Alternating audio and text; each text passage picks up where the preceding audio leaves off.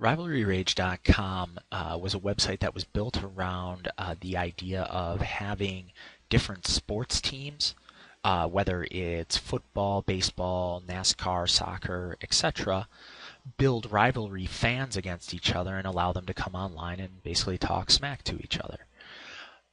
The issue with it was that the client came to us with this very simple idea but didn't know how to execute it. So what our team of experts did was create a wireframe or a prototype that took his ideas and brought them to reality. So as you can see here, we developed a wireframe to actually allow people to come in, start a rivalry, go through the process of starting that rivalry, and then log in and have social interaction, to be able to edit their photo, to be able to send messages to other people, to see other people's photos, comment on other people's pages. And one of the things that we really tried to focus on was, how is this going to be a scalable model? What is going to be the business model behind it? So we wanted to work with a points-based system. So the more we would allow people to have more interaction, build more points, and then kind of foster that idea of coming back to the website and always wanting to build more points based off the teams that are out there. That being said, we allowed the system to create a list of all the sports teams.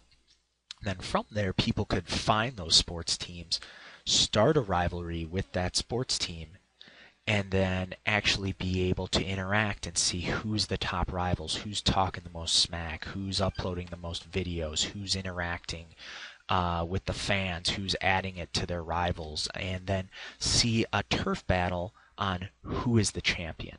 And then when the champion was uploaded, there could be a custom message such as, I hate the Yankees, or the Vikings are the worst team ever.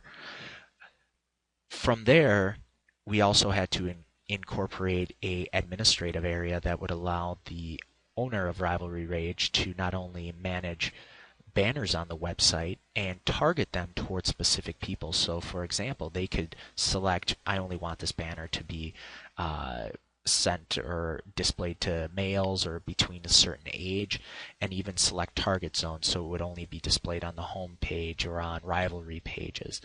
But the person could also import sports categories. So let's say a team changes, a new team's added, they could adapt the system accordingly, as well as update any sports data of things that's going on. They even have a settings manager, and they could administrate users to see if they were going to suspend them or keep them active, and see what when they last came into the site, what the last IP was.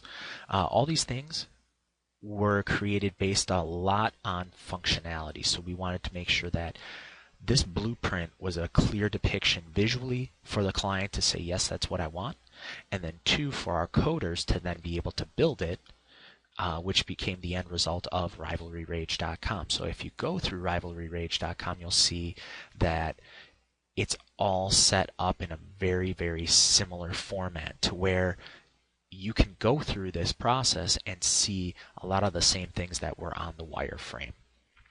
The reason it was then executed properly, delivered on time, and our milestones were set up correctly is that we had that wireframe blueprint to then develop it, set up the time frames, and give the client a very accurate estimate on what needed to be built.